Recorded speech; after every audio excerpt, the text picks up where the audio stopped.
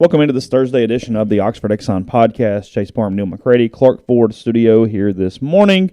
Ole Miss basketball season comes to an end last night. Ole Miss losing to Missouri by 12, maybe, I think, something like that. It was 12, yeah. 72-60. Missouri handling the game for them, pretty much the majority of it. Missouri loves Ole Miss. Been good for the Tigers. So there's that Kermit Davis with some interesting quotes at the end of the press conference or during the press conference. We'll discuss those as well. And then a very boring baseball game was played out at Swayze Field last night as Ole Miss beat Alcorn State 16-1 in 7 innings last night. I got done watching it and was not. I had no idea how Alcorn kept it to 16-1. Was my one take from that. But a couple different news from Mike after the game, so we'll talk about that. Some storylines around the NFL, Major League Baseball trying to play some games, even though they canceled more games yesterday, all the way to April 14th. So that and more coming up on the show. A show brought to you every single day by the Oxford Exxon, Highway 6 West in Oxford. To download the Exxon mobile app. When you do that, you get 1,000 points. 1,000 points equals $10. You can use that right there at the pump that you are filling up at the time.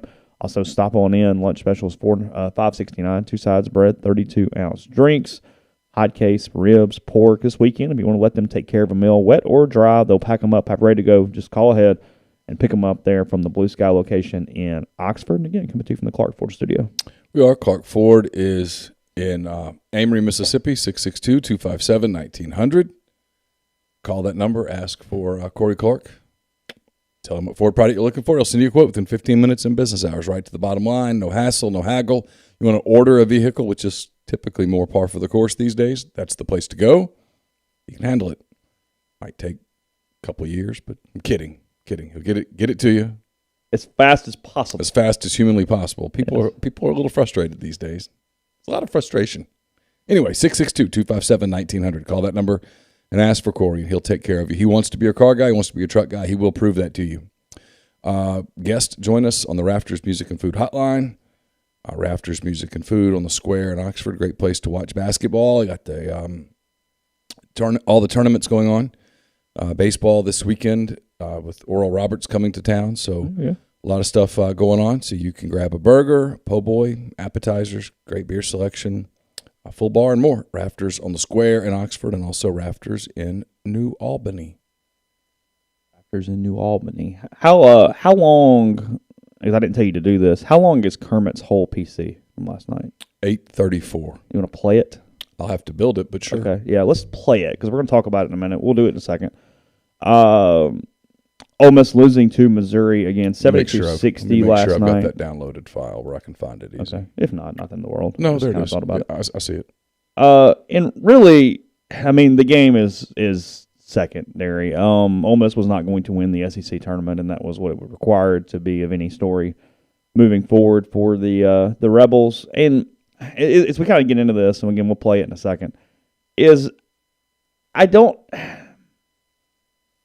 there's a lot of things Kermit could have said last night. It's not necessarily that he said something or that he talked about next season. That's pretty par for the course. It's pretty standard for a coach whose season is over at this point. But there's a few things in it that I did kind of find interesting. And I'm fascinated by this because a couple notes. And it may be because I've listened to Kermit all year and for 4 years now, and I have not. No. Uh-oh. And I didn't hear what you heard. And it's funny. I mean, I'm not, and that's not me saying you're wrong. In fact, well, there's two possibilities, and I think both are true to some extent. And I've had a lot of people tell me that, not that they agree with you because they didn't know that you said that, but they have told me similar things to what you came in and said this morning. And I think it was the reason that I wasn't like, really? Because I've heard that a few times now. But the first time I heard it last night, I was like, I didn't hear that. And then several people texted me or called me with that. And that's not what I got out of it. And so maybe it would do me good to watch it again because I was watching. I obviously had pre-written a column. Yeah. And Brian Stoltz, who covers Auburn, was in Tampa. I paid Brian to kind of cover the game. Is that Hughes' buddy? Isn't that the guy Hughes always interacting with? I think so. Yeah. I paid him to cover the game for us, and then I just didn't use a game story. But I took all the quotes and I wrote a separate story. It did let me use a Dateline because we had somebody there. Oh, covering the game. See, there you go. Yeah, all 4 people noticed that. Yeah, I mean, nobody noticed it, but I noticed it. It made me feel better. Anyway, I didn't get that, but I wrote a week ago, and I'm not pausing. I wrote a week ago that I thought whatever happens, there has to be, or there needs to be is the better word, some form of explanation, like a path forward, a state of the union, if you will. Sure. And I believe that even more strongly after last night. After the game, the quotes, the whole deal. The whole deal. I mean, losing to Missouri a third time or whatever. Yeah. I mean, had they not lost today, they were losing. I mean, had they not lost last night, they were losing today. Sure. In the same way that Missouri's going to lose today to LSU, and then that'll be that. They'll have to make a decision on Konzo. It was just, I don't know, man. It's the way something looks. It's the way something feels, and it's been this way for a little while this year. And it doesn't look right. It doesn't feel right. And so if you're going to run it back, I think you have to explain. And Kermit did talk a lot about the transfer portal last year. We got to get it right. Yeah, but your problem with the transfer portal right now, and I feel like I'm deviating, so I'm sorry. I'll be quick. No, you're good. They signed 4 guys a year ago. 1 contributed. 1. They're signing 4 guys this year. And if you talk to recruiting people, and they might be all wrong, okay? But they're all like, yeah, a couple of those guys have a chance to be good down the road. Okay, yeah, but you can't do that. You can't have 8 guys on a 13-man roster. You get 13 scholarships.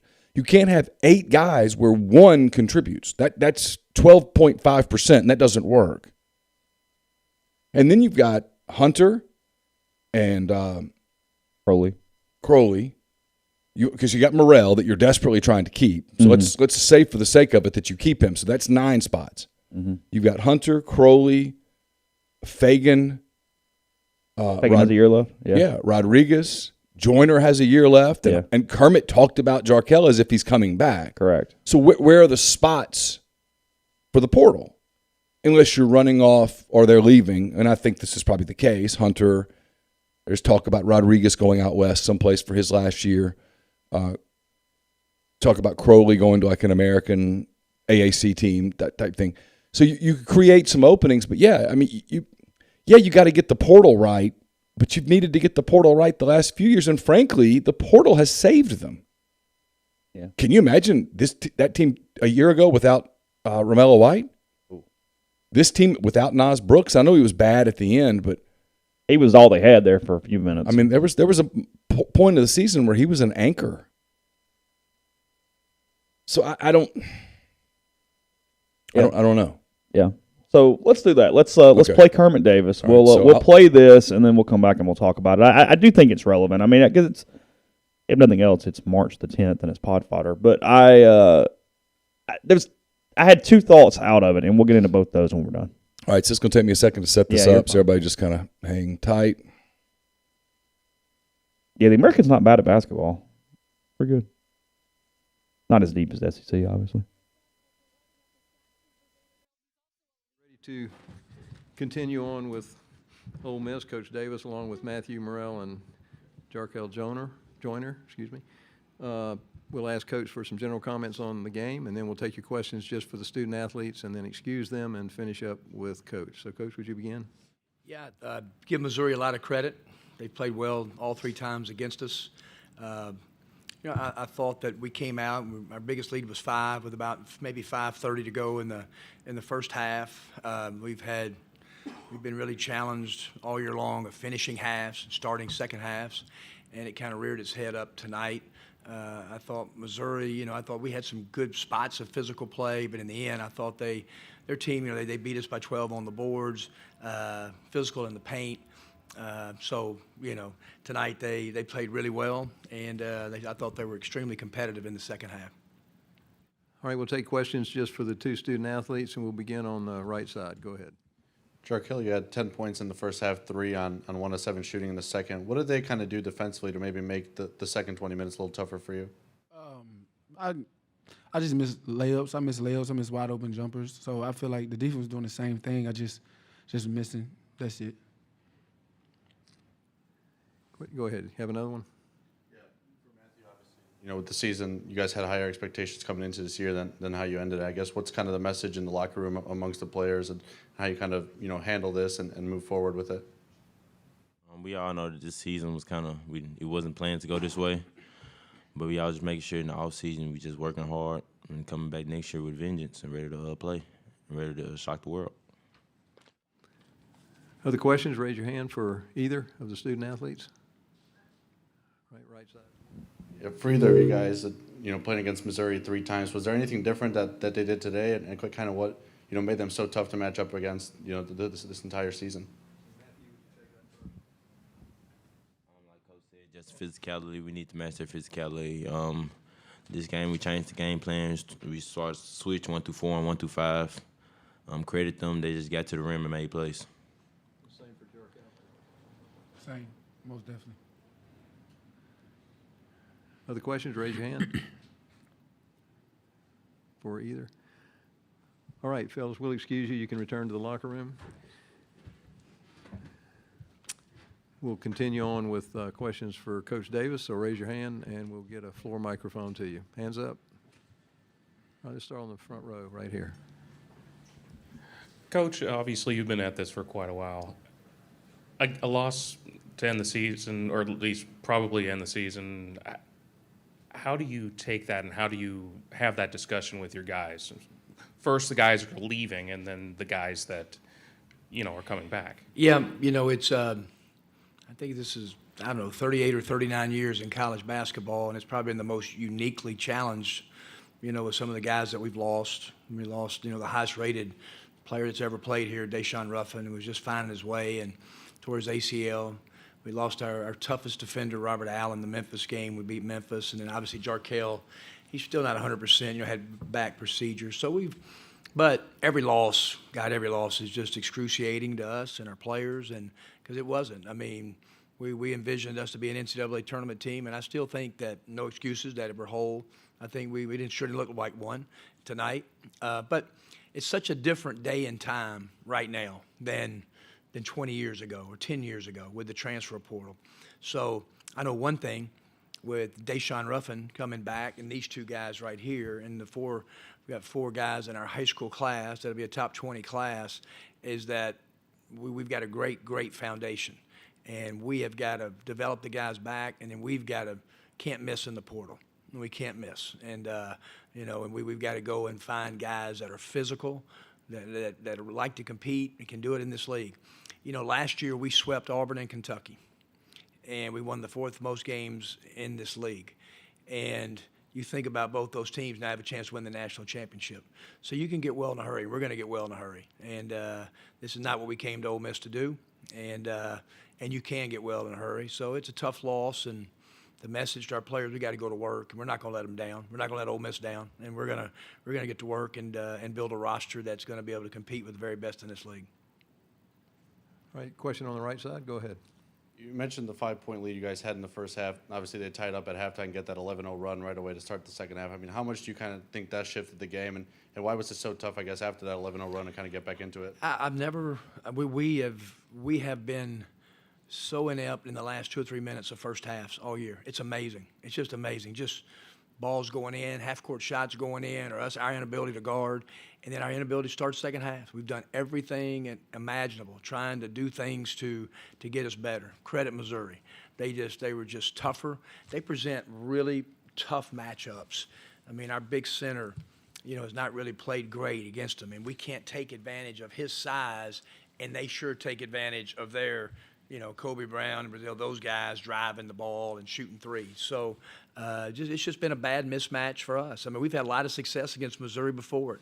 You know, we beat them last year twice when they were ranked in the top 10. You know, but Conzo, they just did. They're a tough matchup for us for some reason, and they just played well all 3 games. So give them a lot of credit. Other questions? Back to the right side.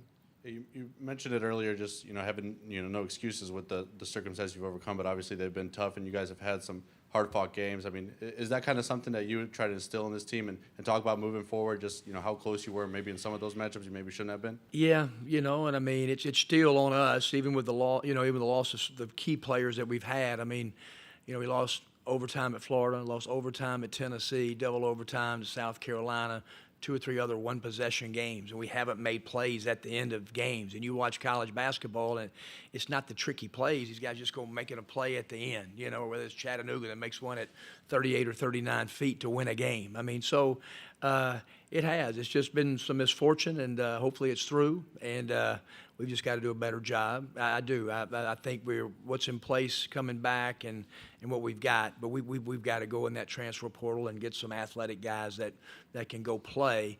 The night that we played Kentucky and played them well, 5-point game with 1:30 to go, but when they tipped it up, they started 4 transfers. And I've been in this league with my dad coaching since I was 5 years old, and you couldn't imagine that Kentucky would have 4 transfers to start senior night at Kentucky, But it's just kind of the way of the world. And credit Cal and Bruce both, what they did to resurrect their rosters. And so that's what we've got to do. Raise your hand. Other questions for Coach Davis? Hands up. All right, back to the right side. You talk a lot about the things you want to do in the offseason. Have you had any talks with the administration? How confident are you that you'll be that guy at the helm going into next season? Yeah, I have conversations. Look, I know exactly. Ole Miss is. I've got an unbelievable AD. He was a big part of the process with Ross when they hired me 4 years ago. We've been to the 2 postseasons in 4 years, and I thought we're an NCAA tournament team last year and the last Power 5 team to start. But it's a big boy league, and I get it. And but I've got a great AD. We're going to work day and night to get this thing flipped next year. And they've given us every resource to be successful at Ole Miss, so it's right on us. And so we're going to go out and put together a roster that the Ole Miss fans can be proud of. And we're going to be right here next year, hopefully playing for seeding in the NCAA tournament and having a great chance to win it in Nashville. Time for one more question for Coach Davis. Anyone? All right, thank you. Thanks, guys.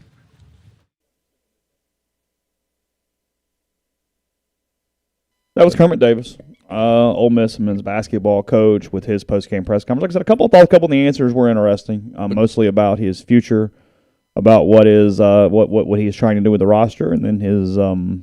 It's funny because the people in the thread agree with you. Yeah. And I listened to it again, and I still didn't get that. Yeah, we'll get there. We'll talk about it in a second. I don't want to stop, so we're going to go to a break. We'll come back. A real quick note on this so people know is that to ask a question yesterday, and this is not a criticism of the SEC, because I'd kind of heard it might be this way, but they didn't announce it until this week. To ask a question last night, you had to be there. All season, you could ask questions on Zoom. Last night, you had to be in the building to ask questions. And it's not a criticism of the SEC, again. And had the tournament been in Nashville, a lot more people would have gone. Mm-hmm. The tournament being in Tampa makes it problematic for people. For most of the league. I mean, I would have, had it been in Nashville, I would have been there last night just by chance. Yeah. But driving to Tampa and having to get up today and drive back is kind of senseless. Yeah. So we'll talk about it in a second. First, about Community Mortgage, Oxford, Memphis, Soto County, and Chattanooga. All underwriting and processing is done in Memphis. So you're getting local underwriting and understands your market.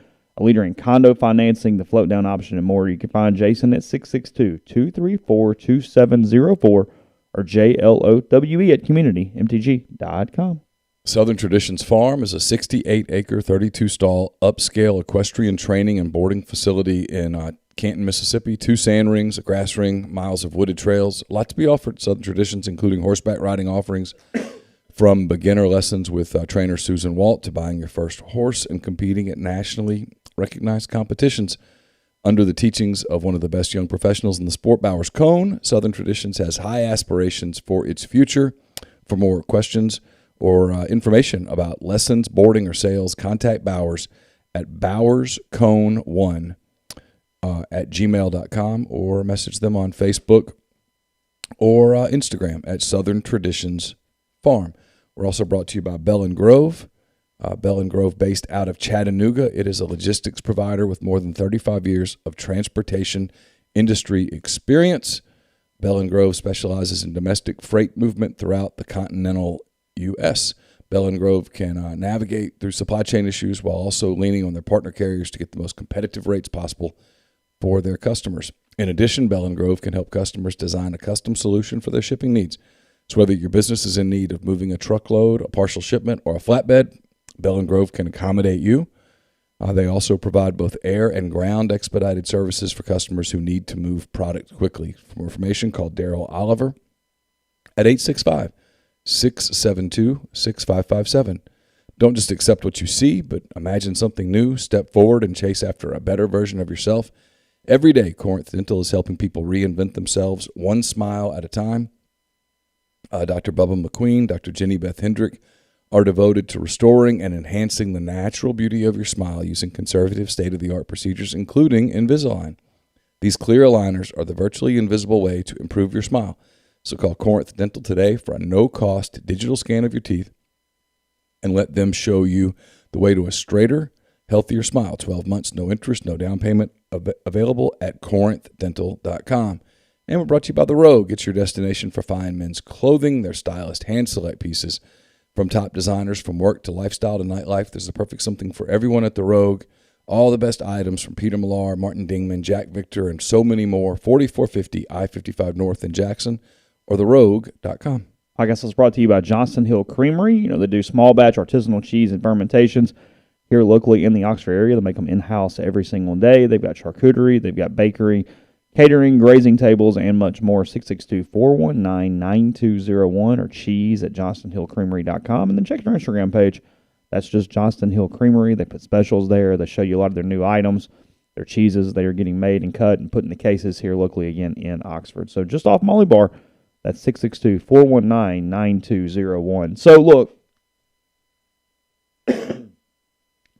it's easy to say this, and it is true, that what is Kermit supposed to say? That he's obviously not going to say, hey, we're not going to go to the portal. Our recruits suck. We have no shot next year. We're going to suck. The career is over. Well, duh. Yeah. So he's going to say a bunch of positive stuff. So anybody who has that thought and says, oh, that's all that was, okay, fine. I get it. That's fine. But there was nothing in that said, no, I've had I know he said, yeah, we've had conversations. But Keith Carter's pretty, hey, we'll talk when the season's over. I mean, they do have conversations throughout the season with different things and kind of the minutia of coaching and whatnot, things Keith sees. But big picture stuff typically is held to the end of the season.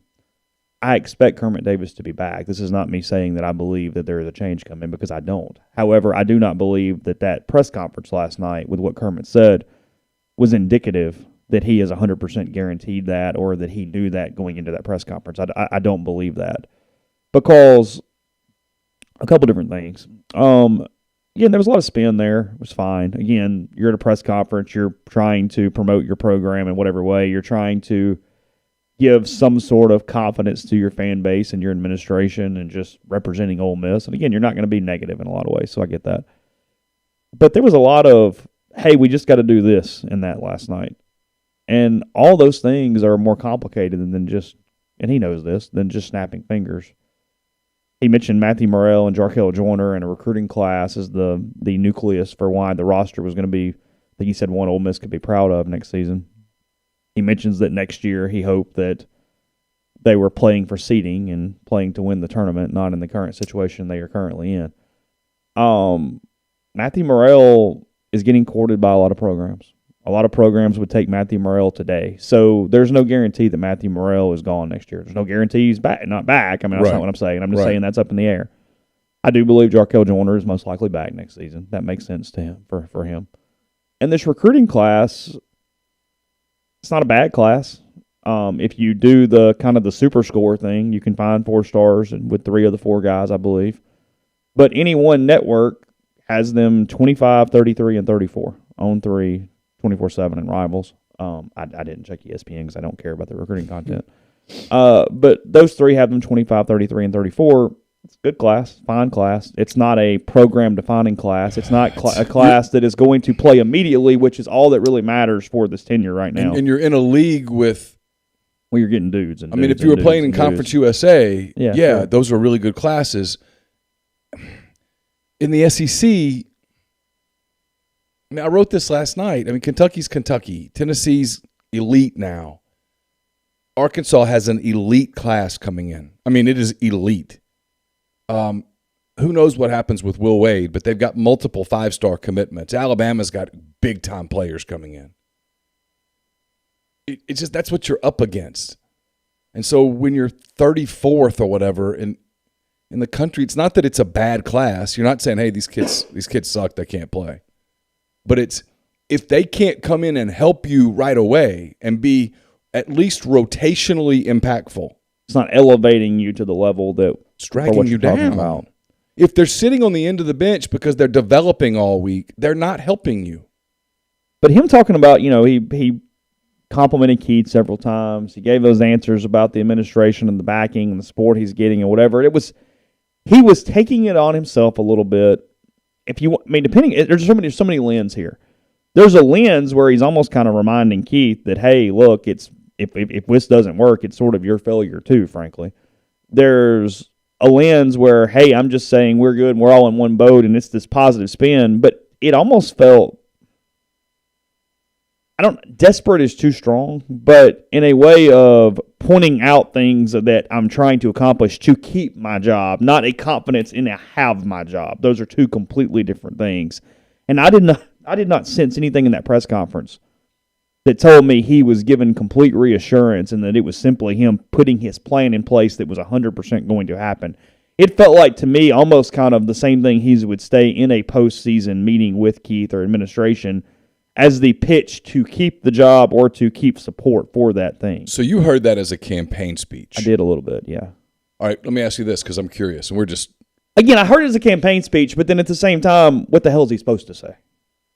You know what I mean? Oh yeah, no, it's not a criticism. Yeah, no, I know. What did you make of Yolette McKeown's tweet supporting Kermit? Was that just two friends, or did that feel? I think it's two friends. Keith is not going to base a decision off her. Of course not. Did you view that as desperate, or did you view that as just her going out on her own, supporting someone that she likes? And the reason I ask is because I got asked that a ton of times yesterday, and I said, well, I don't know her. I do not believe Kermit requested her to do that. No, I don't either. Yeah. I think she went out on her own. Do you think Keith did? No. Okay. My gut is she did that independent of anything. I mean, she tweets a lot. That shocked me. Sure. Yeah.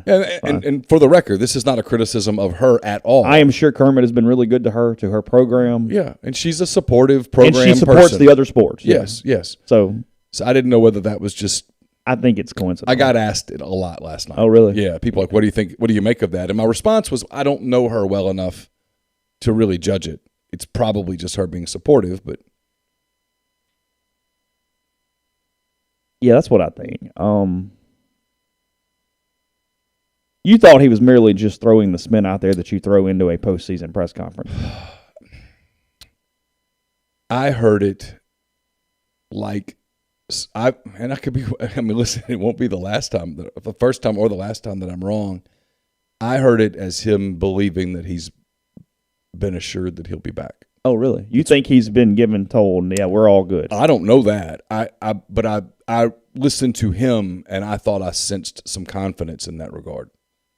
Okay.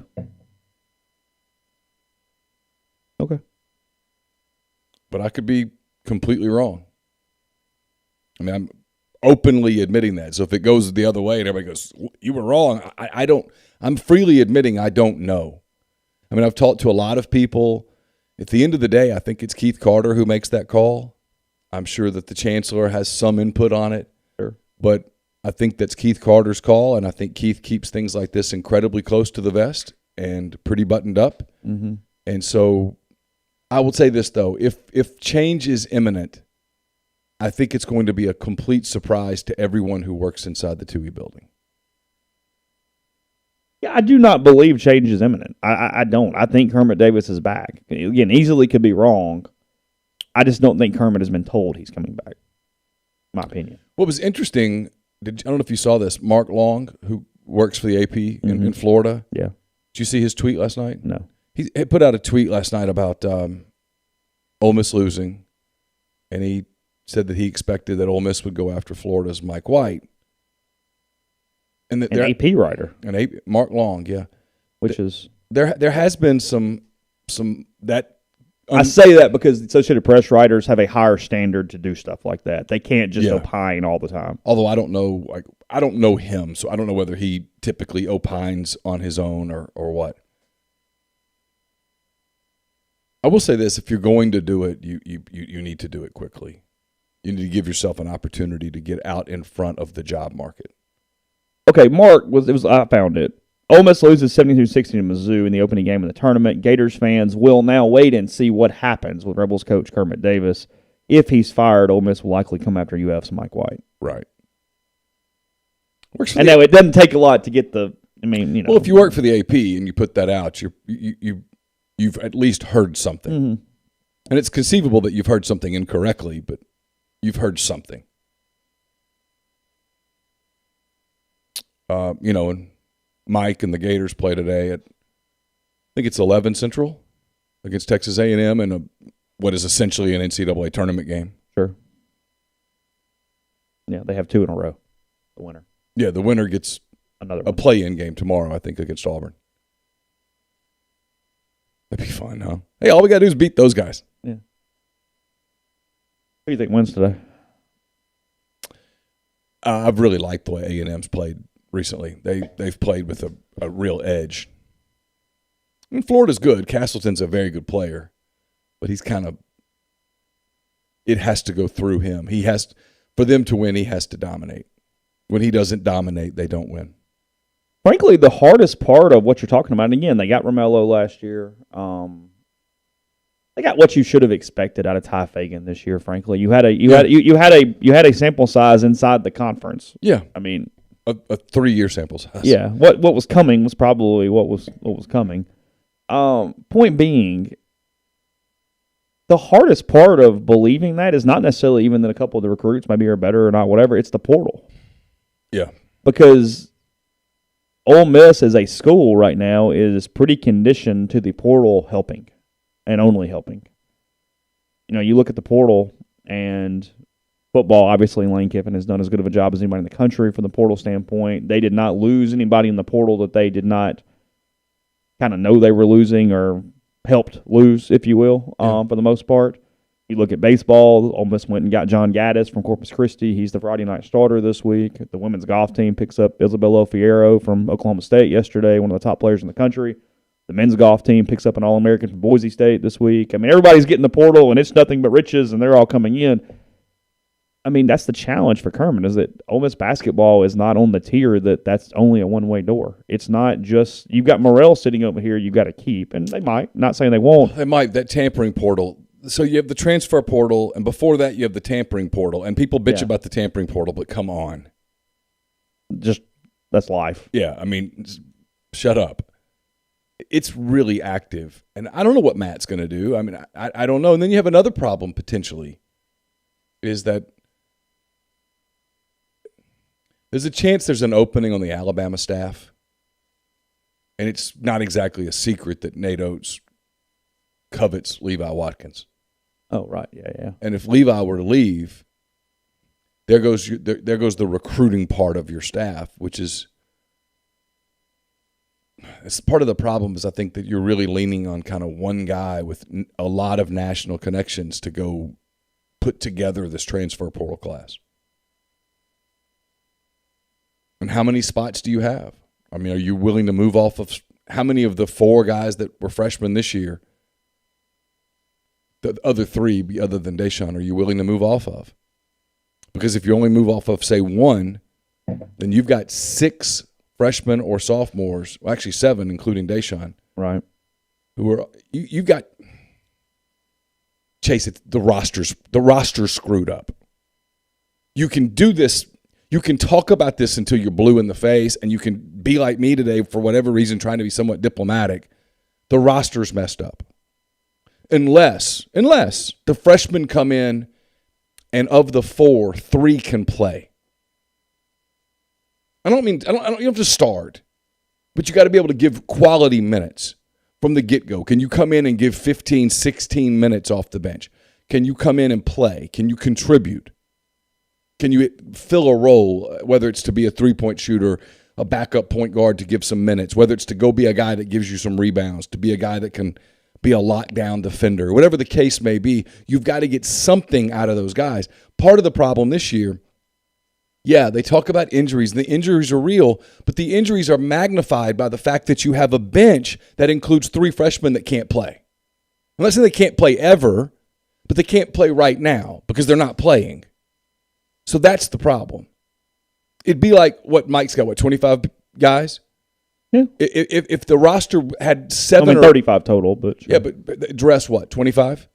27. Okay, so you dress 27 guys. If 10 of them couldn't play right now, you're going into series pretty thin. Mm-hmm. If your bullpen has 12 guys in it, but you only trust 4 of them, well, you're going to have problems over the course of a season. You're going to have days where you're fine because the ace goes out and shoves it up their ass, right? Mm-hmm. And you're good. But when you got other days, when you get into Saturday and Sunday and SEC play, and the other team's a good hitting team too, and you look up and it's 12-10 in the 4th inning, and you're like, son of a, I need arms. Well, I don't have any. Well, that's on you. That's the problem. Is you get into the season and you lose Robert Allen early, and then you lose Deshaun and you lose Jarkel and all this stuff, but you have these dead spots on your roster that if those spots were filled with guys who could play some, you could have at least put some form of a bandage on the wound instead of just bleeding out the way that they did. Yeah. So, all right, got plenty of time to discuss that as we move forward. I mean, it's just getting started, frankly, for that matter. I mean, it's kind of like the season. There's a scoreboard. He will come back or he won't. There will be a transfer portal. Names will go in. They will pick schools, and we'll have an answer at some point, but we'll continue to talk about it in the meantime. I will tell you about Northeast Spark, NESPARC, service people across rural communities. 2 packages, the Ignite, the 100 Mbps, or the Blaze, the 1 gig that powers the Clark Ford Studio. Your hometown team bringing you world-class broadband. That's NESPARC with a C.com, 662-238-3159. Phone service available. Parental controls, network security, a wireless mesh extender if you need that, and more. So call the office for details. Get the best internet in Lafayette County. Again, 662-238-3159. Brought to you by Service Specialist Staffing and Recruiting Agency. They've been connecting great job opportunities to candidates since 1967. Are you on the job hunt? Whether you're seeking an entry-level position or you're a seasoned professional, they have opportunities across the board. Whether you're in IT, engineering, dentistry, accounting, law, manufacturing, human resources, or maybe you don't even know what you're looking at, they can help you at Service Specialist. Their goal is to get to know you, your strengths, and see what you're looking for in your next career move to find you the right fit. Service Specialist can also help if you're looking to hire quality, hard-to-find talent. Keep in mind that payment of service is solely contingent on if you decide to hire a candidate that they send. For people that are looking for a job, it's free. There's no charge to you at all, so you have nothing to lose. So give Will and Sydney or Kelsey a call at 662-832-5138 or check out their new and improved website at servicespecialistltd.com.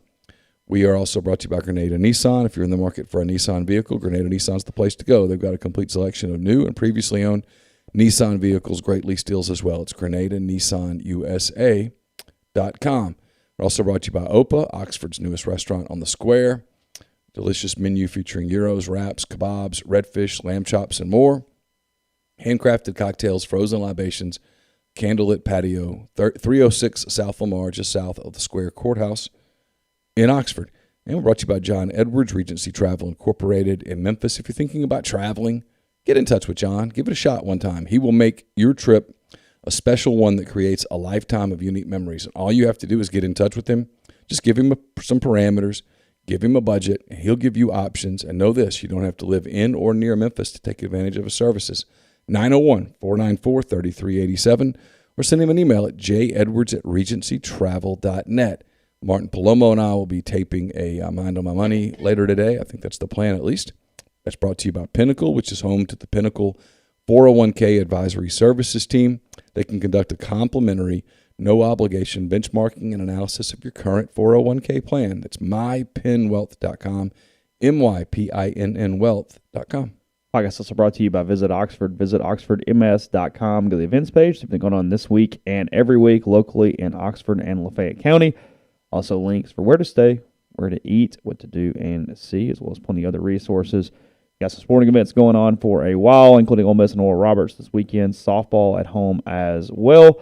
The league season is only a week away. They're at Auburn, but they come back home and I think play Alabama the second week of the year. And then go ahead and get those hotels if you would like for later in the spring when the weather warms up.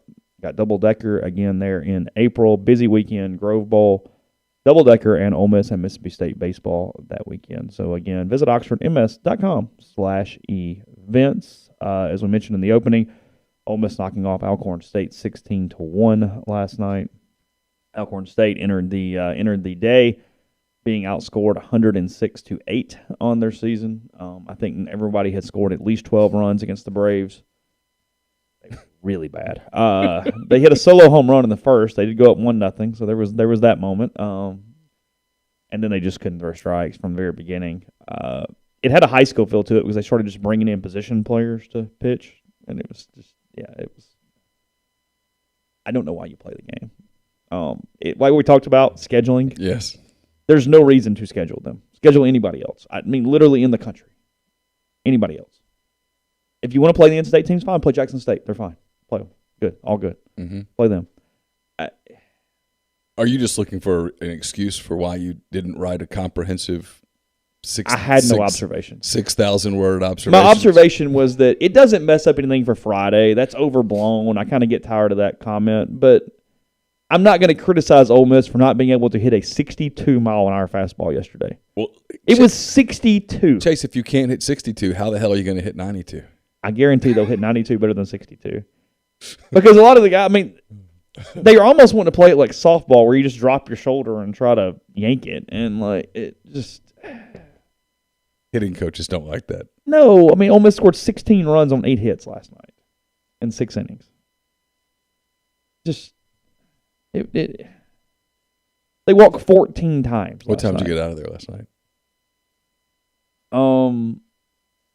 I had to talk to Peyton about something that you're aware of, so I sent him a text at 9:13 that I was walking out. So it wasn't bad. I mean, no, from that standpoint, it was fine.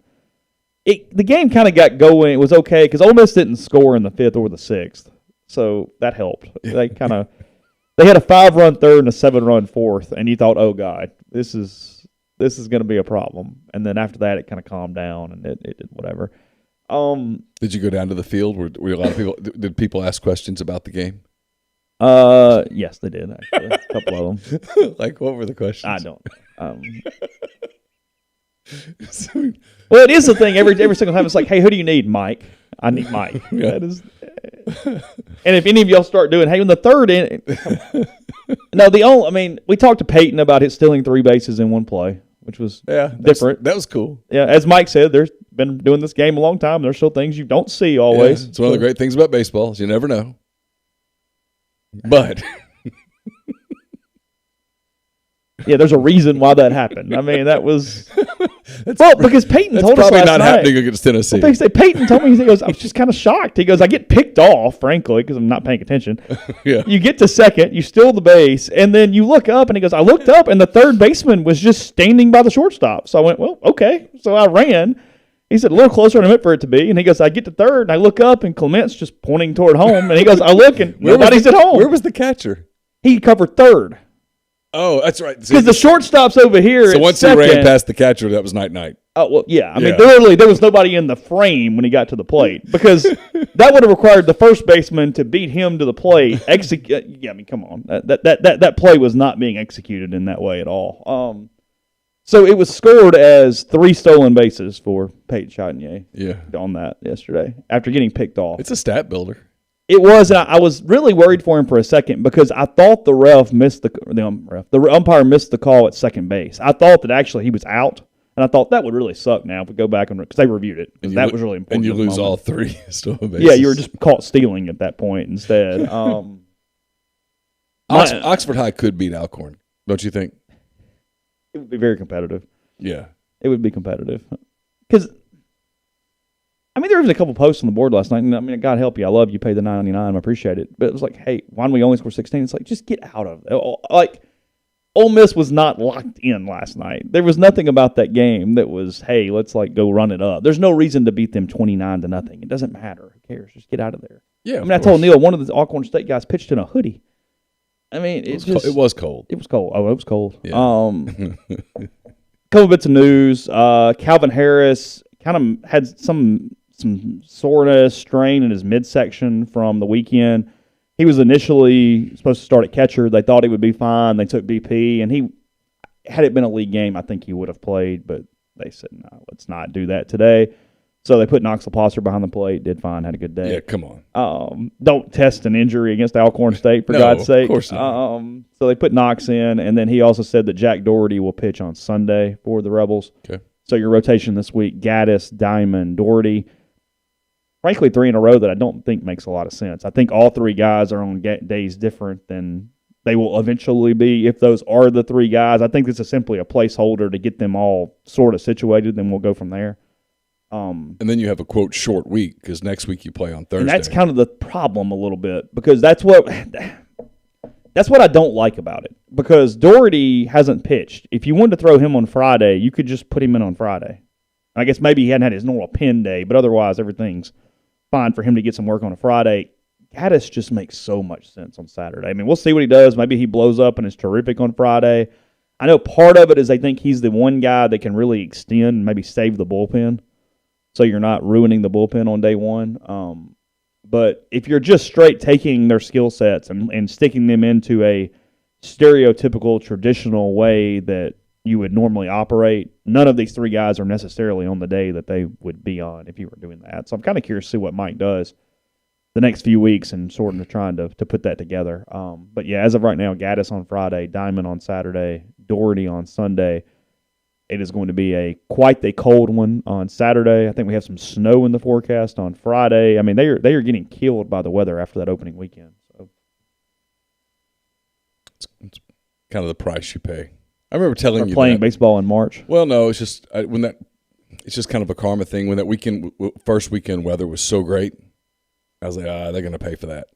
I just kind of felt like they would. It's maybe me being a pessimist at times. Like, this isn't going to hold up. And March here is always kind of cold. We always get one last real cold snap before it gets warm again. You got a question in the super chat from Jackson Norris. Okay, what is it? I'm not sure that I understand it completely. He says if you have to schedule Southern or Jackson State, not Alcorn. I guess he means if you have to schedule in-state, schedule Southern or Jackson State, not Alcorn. And he says, and I don't blame Plumlee. We know he's there at UCF. Why didn't they change the signs? Okay. On the signs thing, they change the indicator all the time. And frankly, Ole Miss doesn't do a ton. It doesn't really matter. It's the part of the interview with Peyton that people didn't hear was when he answered, because I asked, how did you guys navigate the rest of the weekend? And he said, well, we don't really do a lot with signs. Yeah, so it's not some crazy thing. It's not even okay. Look, they did nothing to change the game at all. It did zero to actually alter the game in any way. I'm not sure it would have altered the game in any way had UCF known every sign and had time to relay it. I just don't think it would have mattered because of the way Ole Miss operates offensively.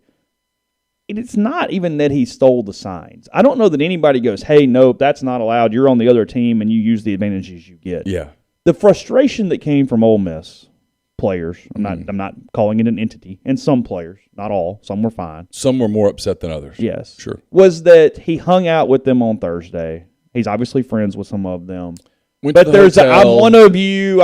We're hanging out, and then you do it to him the next day. And they granted him a lot of access to the practice on Thursday, as a matter of fact, just to catch up and say hello to a friend. And then the next day, instead of him kind of being like, hey, I'm not playing, I'm not going to help Ole Miss, but I'm not going to help. I'm just going to sit and watch the game. Yeah. Proverbially, we eat some popcorn and watch the game, which I think everyone would have been cool with. And he was, quote, unquote, caught doing it. Yeah. And they're in the middle of a game. Tensions are high. It's why the Ole Miss celebrated a little more on Friday than made a lot of sense, frankly, at the time. Because I was kind of looking around going, what's that about? And then let's be real. This is a group of 20-something, 30-something people. Not everybody likes everybody. Well, of course. So, and sometimes you like someone more than someone else likes them, or less, or whatever. There's personalities there. There's stuff. Yeah, so it was not about just sign stealing. It was more of the entire weekend in totality that plays a role into this.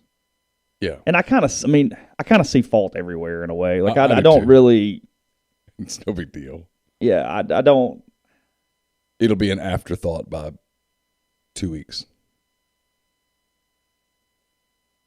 When they go to Plainsboro. I would kind of like to know what McCants knew or didn't know, though, because when he rounded third, he did kind of pimp it a little bit on Friday. Oh, I think they knew. I think Yeah. everybody in the dugout knew Yeah. at that point. Yeah. I don't think it was a secret. Mm-hmm.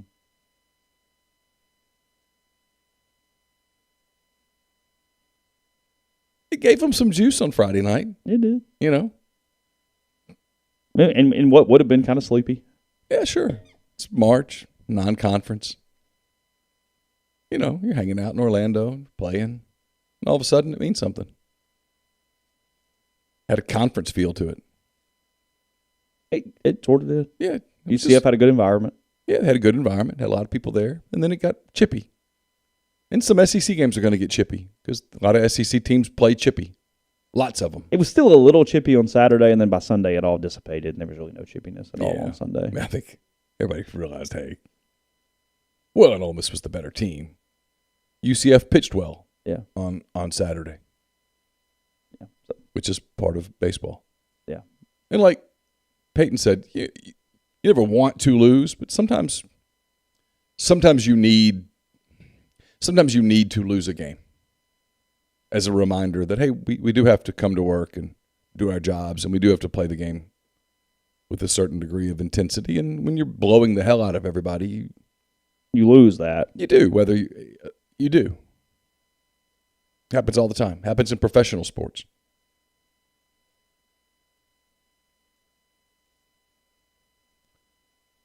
This weekend, see if anything is of any really relevance, and frankly, it looks like a bunch of really bad baseball. Other than Texas plays South Carolina this weekend. Could be kind of interesting. It looks like it's maybe in Columbia. It's going to be cold in a bunch of places, too. Yeah, there's a bunch of bad series this weekend. Who plays this weekend? High Point in Kentucky. Oh, that'd be a big one. Actually, Gonzaga's at Missouri. I mean, it's a tough series for Mizzou. Okay. And they don't need tough non-cons. That's matter. not the route for It Mizzou. doesn't matter. They're not going to the tournament. And the AD's not staying up at night about it either. No, is he? it's fine. We talked to Gabe about it. Missouri seriously just got in the league and went, "Yeah, we're not doing that. You guys are, well, whatever. Have at it. Like we'll pitch and play and whatever." But I shouldn't say this on this show. Gabe hired a kid to cover baseball for them, and he sends Gabe a text. How do you get to the press box? And Gabe's like, I don't know. Just find it. It's the part up at the top. Just go up the steps and get someone. They'll let you in. Yeah, it's going to be fine.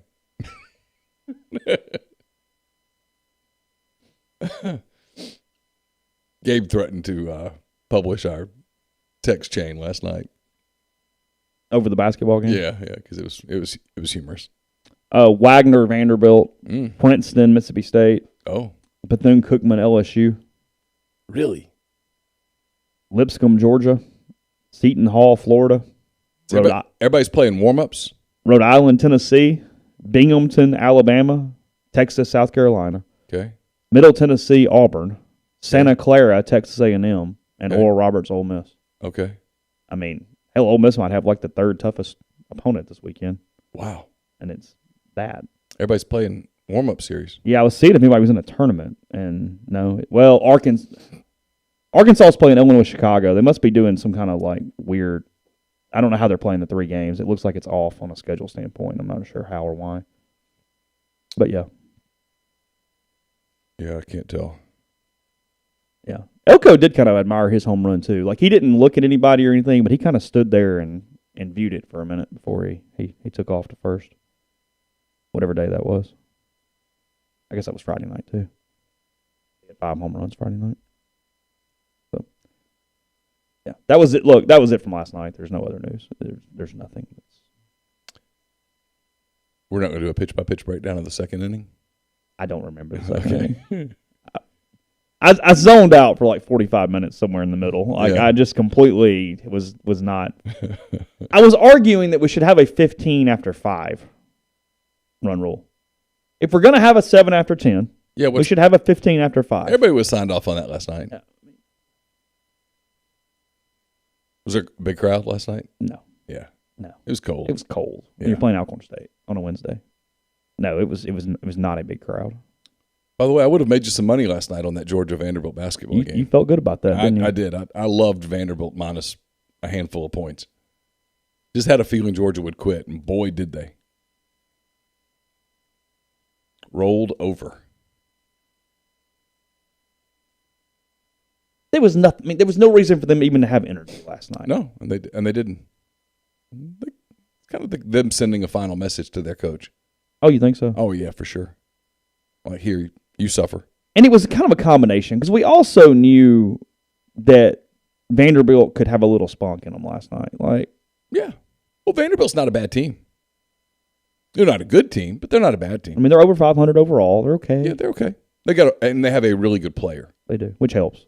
And they're the big that missed a lot of the And I mean, helps psyche, not he helps. The big that missed a lot of the season is back, and he's a good player. Yeah. So today at 11 o'clock, you got Florida A&M, obviously a play-in game, or a play-in to get into a play-in.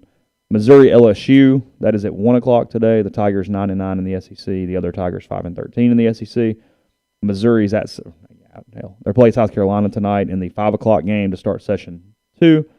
And then Vanderbilt, Alabama is your nightcap tonight, which actually has a chance to be a decent game. If you're going to pick one, that's it was a great game in Nashville a few weeks ago. Yeah, that's got a chance to be a decent game there. Don't hate that. Jackson points out that UIC and Arkansas are playing twice today because of the threat of snow tomorrow. And I just pulled it up. They have a winter weather. So they're playing advisory. 2 today and 1 Saturday.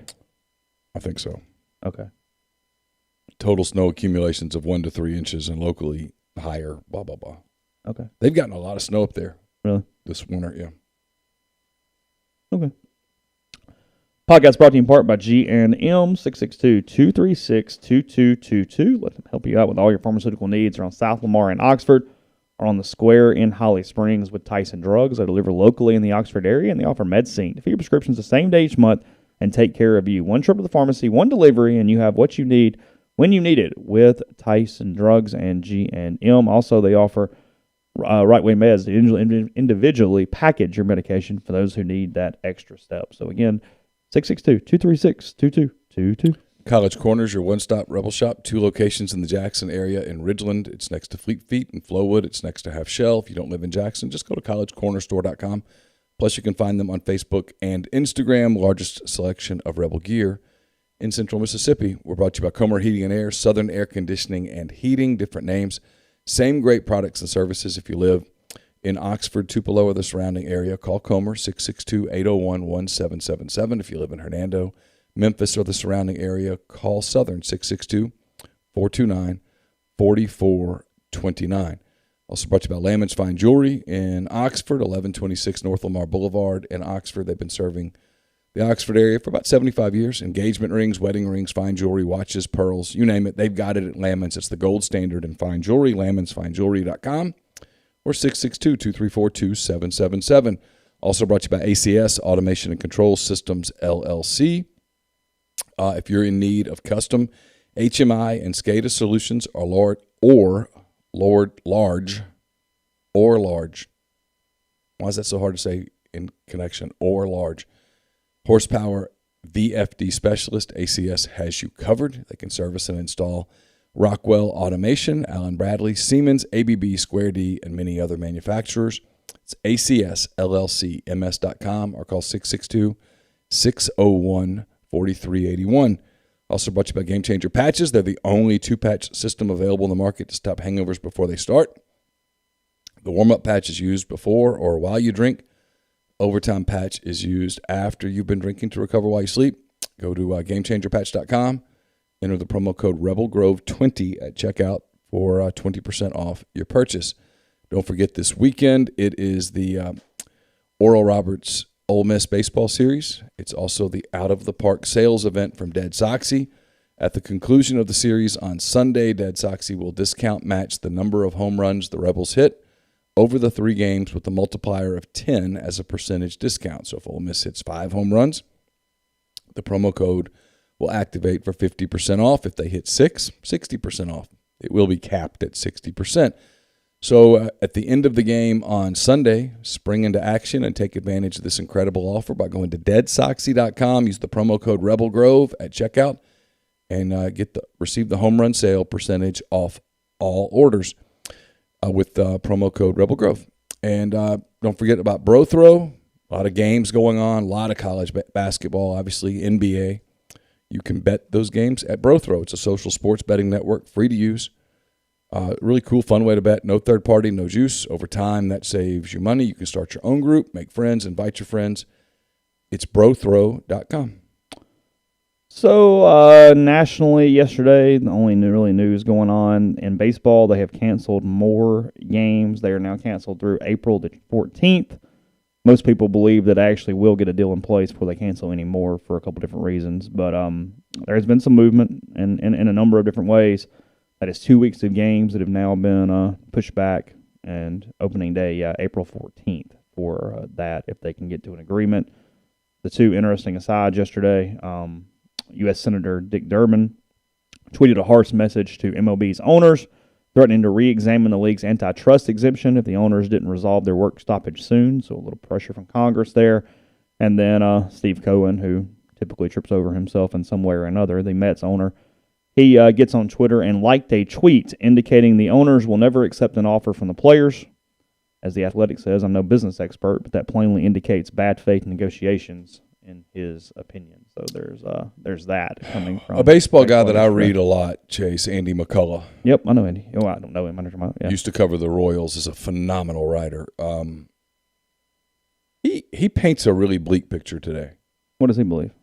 He thinks that it could.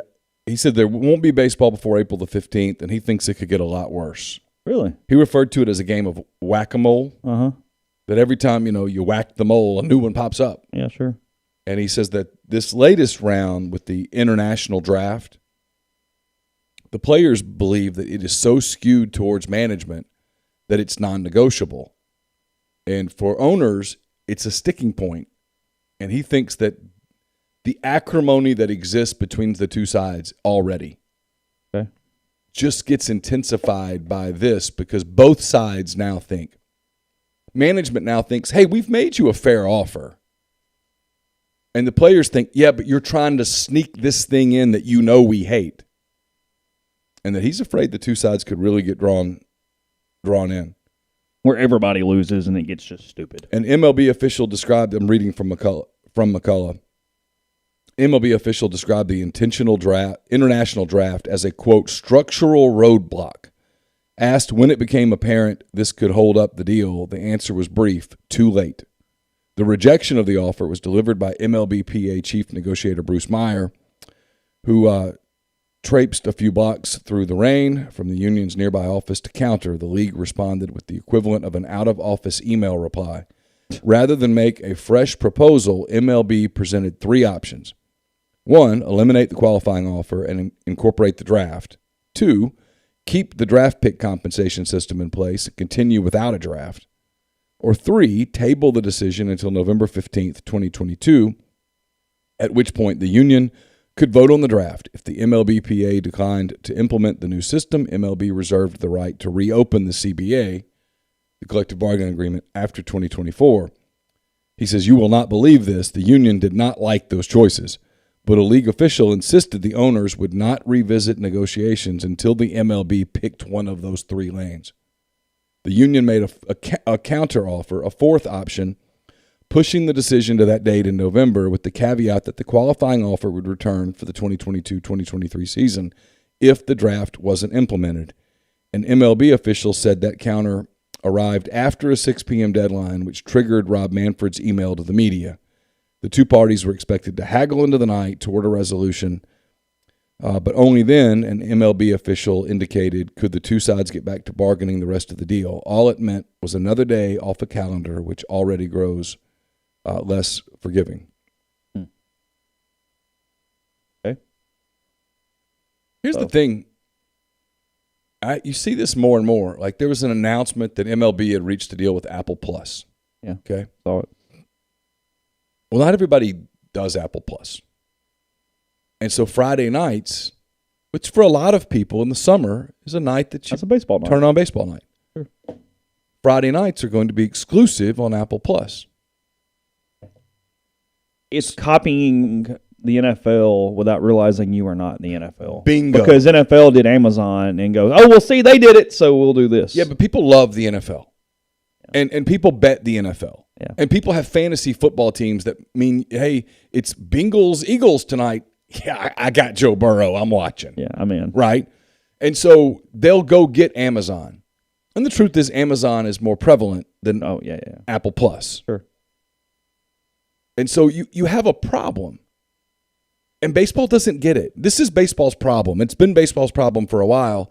And people come back and fight with what's really healthy regionally. No one's arguing that. But at some point, and I've had this conversation with some baseball people, and they're concerned about it. At some point, if you're not popular nationally, that lack of popularity trickles down into regional. Sure. Where suddenly people don't give a shit regionally. Well, I'm sure regionally it's a really big story. Nationally, nobody's really missing them. They don't care. Nobody's talking about this. In fact, more and more people are kind of like me, like, you know what, don't play. Well, I mean, look at us. We did the last segment on this before I mentioned a random trade in the NFL. Yesterday, well, several days. Well, I mean, shit. Last week we led the whole damn show with broadcasters in the NFL. I know. Couldn't tell you. I couldn't care less who's doing Sunday night baseball. I don't care. No, y'all have at it. No, don't care. No, and everyone. And I get there's 17 games versus 162. It doesn't matter. It's a product. Sense of urgency, it's a but it is what it is. It's a product. The NBA playoffs will begin, and even people who don't watch the NBA will watch the TNT show with Kenny Smith and Shaquille O'Neal and Charles Barkley and Eddie Johnson. Ernie Johnson. Yeah. They'll all watch that show because it's great. They're all funny. And like the other night, Shaq did the thing with the gas prices that made no sense, and Charles Barkley just looked at him dumbfounded for 2 minutes, and it was an internet sensation. Yeah. Baseball doesn't have that, Chase. They don't. They don't have that. And so, and then here's the other thing, and I'm not going to be the guy that goes, watch out for soccer. They had 80,000 people or whatever it was at a game in Charlotte the other night. Saw it. They're packed in Atlanta. They're packed in cities around the country. And the point is, regionally, that's a sport that's healthy. And ask me who's going to those games. Yeah. Young people. Yeah. Regionally. Yeah, nobody's keeping up nationally with, hey, man, Atlanta United. Guess what? It's a pretty big story in Atlanta among that fan base. Well, if that fan base goes, well, you know what? If the guy that goes, I've been going to Braves games, they're not playing, I'm going to go check out this soccer thing. My kid plays soccer. And little Johnny goes, hey, this was fun. Okay. Well, that's how you lose fans. Yeah. One story out of the NFL yesterday, the Colts trading Carson Wentz to Washington yesterday. The Commanders. That's correct, yes. I finally stopped saying Redskins, I think. I think it's out of my system after all that time. I've kind of gotten... I'm having an easier time with Commanders than I am Guardians, if I'm honest. Yeah. There's something there that I'm still the Guardians aren't going to play. The Commanders will. So. Okay, fair enough. What's interesting, though, is that, look, Wentz was terrible down the stretch. He blew the game against Jacksonville that would have gotten him into the playoffs in Week 18. He wasn't alone blowing that game, by the way. The Colts were bad. But his stats were fine. 35, 63, 27 touchdowns, 7 picks. He was all right. He was terrible. He was good. It wasn't really about on the field, as, again, reading from The Athletic, Zach Kiefer. He had a breakdown in the situation yesterday. And his point was that they didn't trust him to be the quarterback of their franchise, essentially. That he says this was not a football move. Wentz's play, inconsistent as it was to close the year, wasn't the deciding factor. Colts brass simply didn't trust him to be the franchise quarterback moving forward, and they weren't willing to bring him back in 2022 and hope for better. Thus, the decision was made swiftly after Week 18 debacle in Jacksonville. He would not return for a second season in Indianapolis. The quarterback learned he was on shaky ground with the organization over the last month when he reached out to Irsay in hopes of setting up a meeting to clear the air, in quotes. A source said Irsay declined the meeting because he was out of town. Ooh. That was a sign. Yeah. Hey, So who's going to be the Colts quarterback now? They're in the Garoppolo sweepstakes. Okay. The Saints are too. Don't know from there. Carson Wentz to Jimmy Garoppolo. That's kind of like going from vanilla to vanilla. Yeah. I mean, hey, have you tried this Bluebell vanilla? No, but I've had it's a little more visually appealing. Yeah. That's what it is. I've had the Ben & Jerry's vanilla. Garoppolo's a better looking dude. That's Jimmy G's a good-looking guy. he is. Yeah, Yeah. sure. Probably doesn't have a hard time. The Colts are vanilla right now. Yeah. They are completely nondescript. They're kind of what I used to think about the Titans. Like, they weren't bad, not really great. Like, they're just there. Like, they look like a creative team on a video game. Like, They are kind of Titans light. yeah. There's a certain just kind of, and then they're in the same. It's that division. There's something about that division because it's Indianapolis, Tennessee, Jacksonville, Houston. Like, Yeah. where are we getting where's the appeal? Where's the fire in that? Like, Hey, you live in the Titans market. What's the incentive to get NFL Sunday ticket? The Titans division. yeah, seriously. Yeah. Because that Titans-Colts game is, Yeah. when you're watching the You ticker. watching that division tilt between Jacksonville and Houston this afternoon? Yeah, you're watching the ticker, and it's like, I could be watching Bengals-Ravens right now, and I'm watching this. That's tough. Their division is the problem. NFL divisions, baseball similar, same thing. They dictate Sure. appeal. Of course. It's one of the reasons why we're bored a little bit with the Packers is that the other teams have kind of sucked. Yes. Vikings, Lions, Bears. Yeah. You know, it's why we like the NFC West. They all kind of want to kill each other. Yeah, it's why we like the AFC West now. Yeah. Back in the day, everybody, when the Giants were good and the Redskins were good and the Eagles were good and the Cowboys were good, the NFC East was awesome. Everybody hated each other, and it was always good. I mean, the AFC West, Derek Carr might be the worst quarterback in the division. And Derek Carr's okay. He's all right. Yeah. And Derek Carr would play for a lot of teams. Now, if you're doing who do I want and who am I taking, I mean, it's a clear 1, 2, 3, 4. But, I mean,